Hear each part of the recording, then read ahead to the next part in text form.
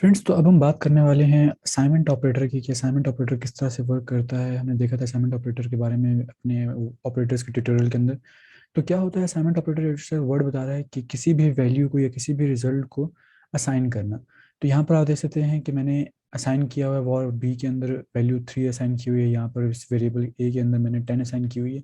तो ये जो इक्वालिटी का साइन मैंने यूज़ किया, ये क्या, ये असाइनमेंट ऑपरेटर है। अब हम देखते हैं और किस तरह से हम असाइनमेंट ऑपरेटर को वर्क कर सकते हैं। अगर मैं यहाँ पर कहूँ or c is equal to, और मैं यहाँ पर कहता हूँ ए प्लस बी, तो यहाँ पर क्या हो रहा है, यहाँ पर मैंने अर्थमेटिक ऑपरेटर अप्लाई किया इन दोनों के ऊपर और मैं इसी ऑपरेटर को जो है सी के अंदर असाइन कर रहा हूँ। तो ये मेरे पास असाइनमेंट ऑपरेटर है। सो इस तरह से असाइनमेंट ऑपरेटर जो है वर्क करते हैं। तो अगर मैं यहाँ पर अब जाकर इसका आंसर चेक करूँ तो मेरे पास क्या आएगा, और मैं इसको सेव करता हूँ। अब मैं ब्राउजर में जाकर रिफ्रेश करूँगा तो मेरे पास यहाँ पर 13 आना स्टार्ट हो चुका है, जो कि इन दोनों की असाइनमेंट हमने चेक की। अब एक चीज़ हमने देखी थी अपने ऑपरेटर के ट्यूटोरियल के अंदर, और वो था शॉर्ट हैंड फॉर्मेट किस तरह से होता है, असाइनमेंट ऑपरेटर में वर्क करता है। लेट्स से मैं चाहता हूँ कि मैं अपनी वेरिएबल ए को अपडेट करना चाहता हूँ, और मैं वेरिएबल ए को अपडेट करना चाहता हूँ और मैं इसकी वैल्यू जो है 10 की जगह पर रखना चाहता हूँ 20।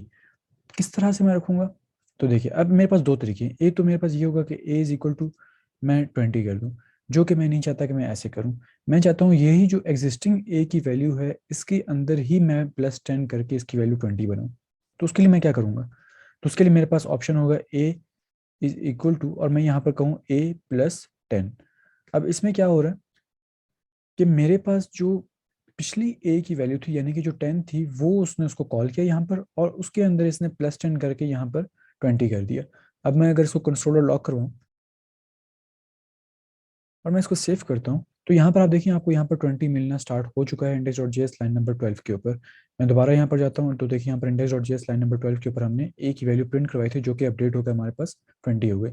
लेकिन अगर मैं आपको बताऊँ, इसका एक और शॉर्ट हैंड मेथड भी है, और वो क्या है, और मैं यहाँ पर जो है अब करता हूँ ए, और मैं यहाँ पर प्लस का ऑपरेटर यूज़ करता हूँ क्योंकि मैंने ऐड करना है, और मैं यहाँ पर इक्वालिटी यूज़ करता हूँ और मैं यहाँ पर कहता हूँ 10। अब इसका क्या मतलब है, इसका मतलब बिल्कुल यही है जो हमने यहाँ पर लिखा हुआ है।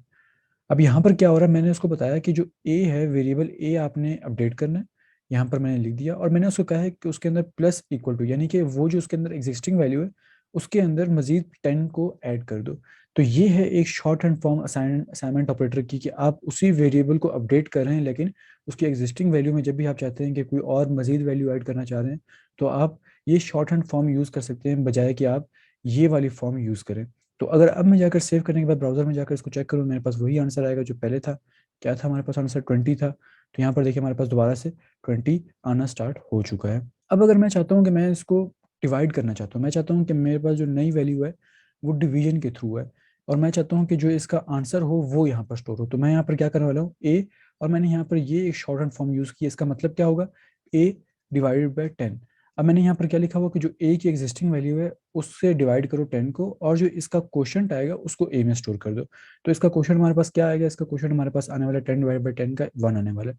अब अगर मैं इसको सेव करने के बाद ब्राउजर में जाऊँ और रिफ्रेश करूँ तो यहाँ पर आप देख सकते हैं कि हमारे पास यहाँ पर 1 आ रहा है index.js लाइन नंबर 14 पे। हम ब्राउजर एडिटर में जाकर चेक करते हैं तो index.js लाइन नंबर 14 पर बिल्कुल हमारे पास वहाँ पर 10 A/10 का जो आंसर है वो 1 ही आना चाहिए।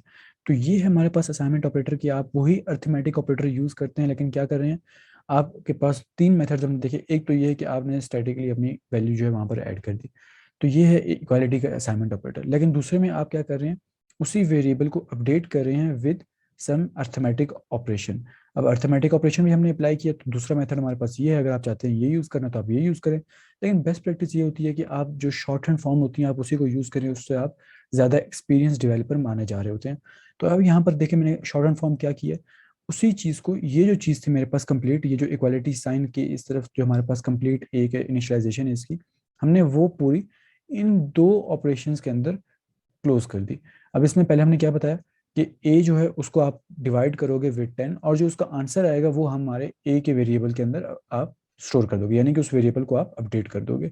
इसी तरह अगर मैं चाहता हूँ कि मैं बी का वेरिएबल अपडेट करना चाहता हूँ विद सम मल्टीप्लीकेशन, मैं कहता हूँ बी, स्टेरिक मैंने दिया और इक्वालिटी का साइन, और मैं चाहता हूँ जो बी के अंदर वैल्यू है उसको मैं मल्टीप्लाई कर दूँ लेट्स से 5 से, और मैं उसको बी के अंदर वैल्यू अपडेट करना चाहता हूँ। यानी कि अगर मैं इसको यहाँ पर कहूँ b is equal to b multiply by 5।